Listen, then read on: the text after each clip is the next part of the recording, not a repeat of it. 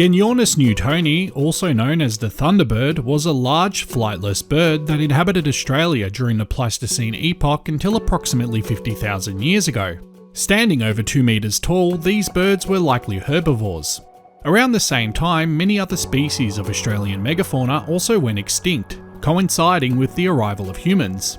Genyornis newtoni was the last known member of the extinct Dromornithidae family, which had been part of Australia's fauna for over 30 million years.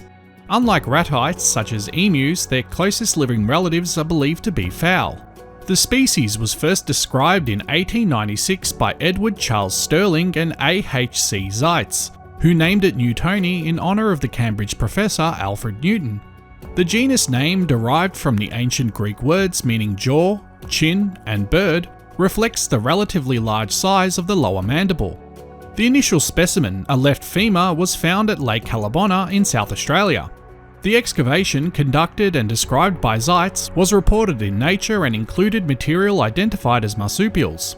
While Genyornis is believed to have been herbivorous, its exact diet remains a subject of study. The structure of its beak suggests that it might have been well adapted to grazing on tough vegetation, including grasses and possibly aquatic plants. The presence of gastroliths, which are stomach stones found with their remains, supports the idea that they used these stones to help grind up and digest plant material. Genyornis had a large, robust body with strong legs, which would have been necessary to support its considerable weight.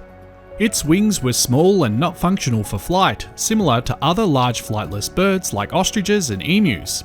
The bird's sternum was flat, another indication of its flightless nature. Genyornis likely lived in open woodlands, grasslands, and possibly wetlands.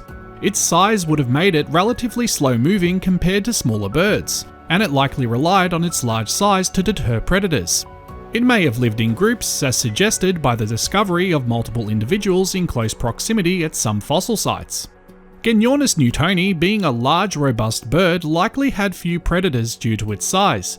However, potential predators during its time in the Pleistocene epoch would have included the Megalania, a giant monitor lizard reaching lengths of up to 7 meters, was a formidable predator and could have preyed on Genyornis, especially on younger or weaker individuals. Thylacoleo carnifex, also known as the marsupial lion, had strong jaws and sharp claws, making it capable of taking down large prey, including Genyornis.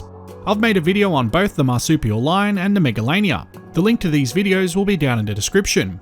Another predator might have been the quincana, which was a large terrestrial crocodile that grew up to 7 meters long. Its long legs and agility on land would have made it capable of preying on large terrestrial birds like Genyornis. Other marsupial carnivores, such as the Tasmanian tiger, might have posed a threat to young or weakened Genyornis, and of course, humans were also a likely predator. Genyornis newtoni, like many large flightless birds, had several adaptations that likely helped it defend itself from predators. Standing over 2 meters tall and weighing up to 350 kilograms, Genyornis was a formidable presence. Its sheer size and robust build would have been deterrents to many potential predators. Genyornis had strong muscular legs that could deliver powerful kicks.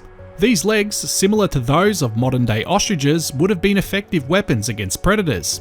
Although primarily herbivorous, Genyornis had a large, sturdy beak. While not as specialised for defence as a carnivorous bird's beak, it could still deliver strong pecks if threatened. Despite its large size, Genyornis was likely capable of quick bursts of speed to escape from predators. Its strong legs would have facilitated rapid running if it needed to do so, helping it to flee from danger. If Genyornis lived in groups, as many modern large birds do, this social structure could have provided additional protection. Group living allows for collective vigilance and the ability to mob or intimidate predators. Genyornis may have used its environment to its advantage, staying in areas where its coloration helped it blend in with the surroundings. Additionally, it might have used dense vegetation or water bodies as cover to avoid detection. While these defences would have helped Genyornis survive in its environment, they were ultimately not enough to protect it from the combined pressures of human predation and environmental changes leading to its extinction. The eggs of Genyornis were large and thick-shelled, which is typical for large ground-nesting birds. The exact nesting behaviour is unknown, but like many modern ground-nesting birds, they may have built simple nests on the ground. Numerous fragments of avian fossils were discovered in the clay surrounding Diprotodon fossils, eventually leading to largely complete specimens with crucial cranial evidence. Before 2024, skull reconstructions of Genyornis were primarily based on its closest relatives due to the heavily damaged condition of the holotype. However, a 2024 study on Genyornis skull morphology, which included a recently discovered well-preserved skull, revealed significant differences in its physical appearance. The bill was found to be much more goose-like, featuring a raised triangular casque, a specialization likely for feeding on aquatic vegetation. Additionally, other potential adaptations for an aquatic feeding style might have provided protection for the ears and throat when submerging their heads in water. Genyornis has been found at sites in South Australia, New South Wales, Queensland and Western Australia, dating to the Pleistocene epoch. Genyornis newtoni is the only species of Dromornithid known to have existed during this time. Two main theories propose a cause for megafauna extinction: human impact and changing climate. A study dating over 700 Genyornis eggshell fragments determined that Genyornis declined and became extinct over a period too short to be plausibly explained by climate variability. The authors considered this strong evidence that human activity, rather than climate change, caused a mass extinction event in Australia. A 2015 study collected Genyornis eggshell fragments from around 200 sites showing burn marks. Analysis of amino acids in the eggshells revealed a thermal gradient consistent with the eggs being placed on ember fires. The eggshells were dated to between 53.9 and 43.4 thousand years before present, suggesting that humans collected and cooked Genyornis eggs thousands of years before their extinction. A 2021 study found that if Genyornis eggs were consumed at similar rates to emus and Australian brush turkey eggs, Genyornis would have become extinct at much lower consumption rates than these still extant birds.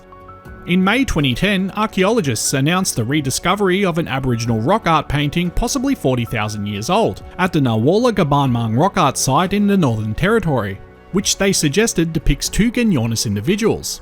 In 2011, it was suggested that Genyornis may have survived longer in temperate southwest Victoria, based on Aboriginal traditions. However, a later study indicated that the painting could not be more than 14,000 years old, long after the bird is thought to have gone extinct, and it could not be morphologically distinguished from depictions of other birds. A 2022 study suggested that the Genyornis population at Lake Callabonna died around 50,000 years ago as the lake dried up and the climate became drier. As the lake dried, the population was left without a main water source and subsequently died out. Genyornis holds a place in Aboriginal oral traditions and rock art. These stories and depictions suggest that early humans in Australia not only encountered these birds, but may have also hunted them and collected their eggs. So this is the story of the Australian thunderbird, a once mighty bird that has been lost to time.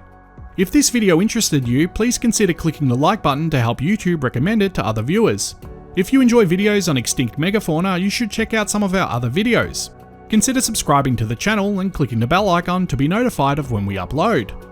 Thanks for watching.